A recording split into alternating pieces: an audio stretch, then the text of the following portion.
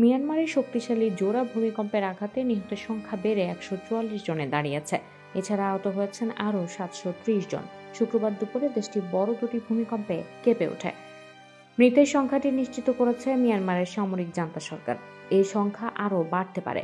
সামরিক সরকারের কর্মকর্তা জেনারেল মিন অং হাইং টেলিভিশনের ভাষণে বলেছেন, নিহতের সংখ্যা বাড়তে পারে বলে ধারণা করা হচ্ছে।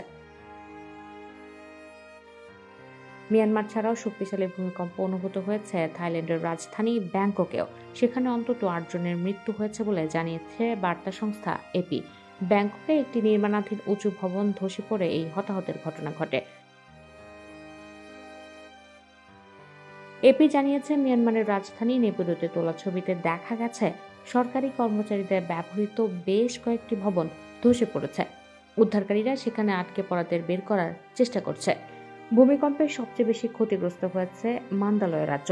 ব্রিটিশ সংবাদ মাধ্যম বিবিসিকে এক উদ্ধারকারী জানিয়েছিলেন, মান্দালয়ের অবস্থা বেশ খারাপ। সেখানে শত শত মানুষের মৃত্যুর শঙ্কা করেছিলেন তিনি।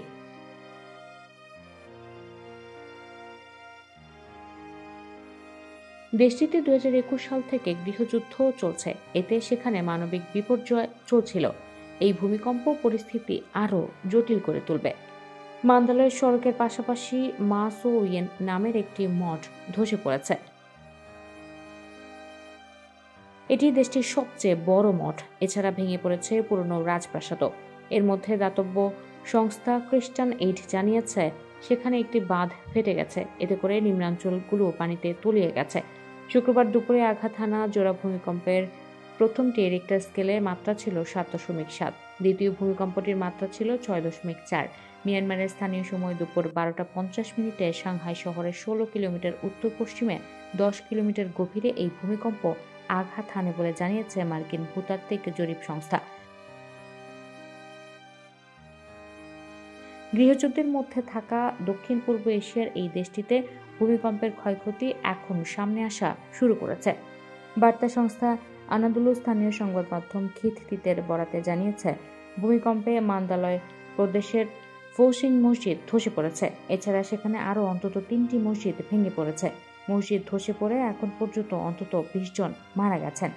একজন উদ্ধারকর্মী বলেছেন, আমরা যখন নামাজ পড়ছিলাম তখন এটি ধসে পড়ে। 3টি মসজিদ ধসে পড়েছে। মানুষ আটকে আছে। এখন পর্যন্ত অন্তত 3 জনের মৃত্যু হয়েছে। মৃতের সংখ্যা আরও বেশি হতে পারে।